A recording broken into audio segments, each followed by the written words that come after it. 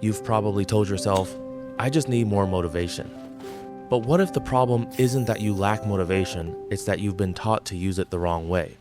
We're told motivation is the spark that comes before action, that you should wait to feel inspired before you start, that disciplined people are simply more motivated. But psychology shows something different. Motivation often follows action, not the other way around. And if you've been struggling to stay consistent, it may not be a flaw, it may be a sign you're relying on a fragile system that was never designed to last. Today, let's reframe motivation not as something you chase, but something you design. 1. You've been taught to wait for motivation instead of creating momentum. Research in behavior change shows that action itself generates motivation. Starting small creates a feedback loop. Effort leads to progress, and progress fuels desire to continue.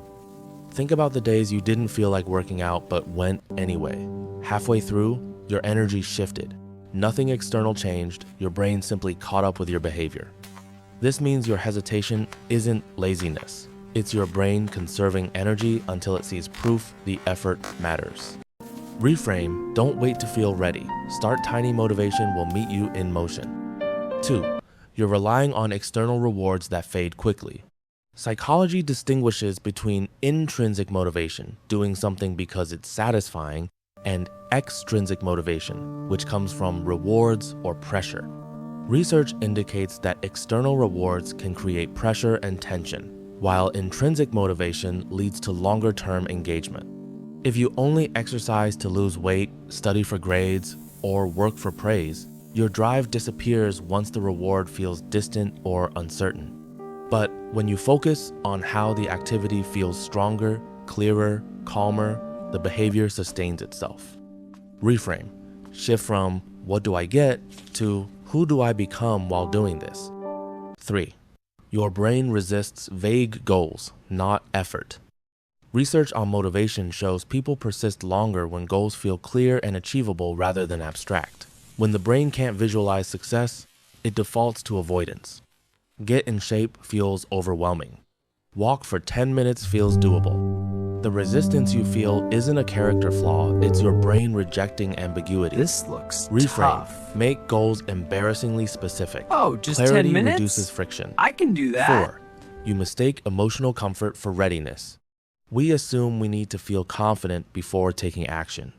But confidence is usually the result of evidence, not the prerequisite.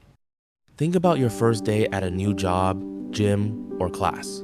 Confidence didn't show up beforehand, it grew after repeated exposure. Research on learning and autonomy shows that acting despite discomfort builds a sense of control and well-being.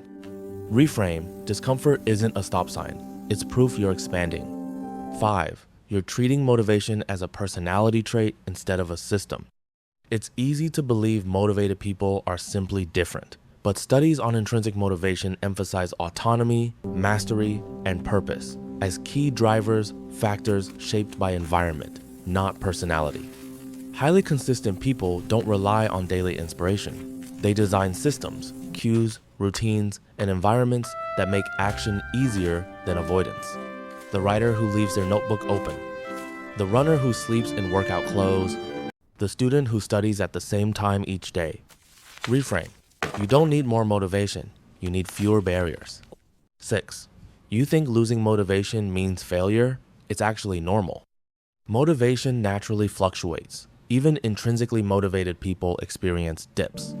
What sustains them isn't constant drive, it's identity and habit. Missing a day doesn't erase progress. It confirms you're human. Reframe. Consistency isn't never stopping, it's always returning. So if you've been struggling to stay motivated, hear this. You are not broken. You are not lazy. You are not lacking discipline. You've simply been taught to depend on a feeling that was never meant to carry the weight of your goals. Motivation is unreliable. Systems are steady. Feelings fluctuate. Identity endures. Inspiration fades. Tiny actions compound. Today, instead of asking, how do I feel? Ask, what is the smallest step I can take right now? That step is enough. That step is progress. And that step is how motivation is rebuilt quietly, consistently, from the inside out. If this helped you see yourself with more compassion and clarity, subscribe for more insights into how your mind works and how to work with it, not against it.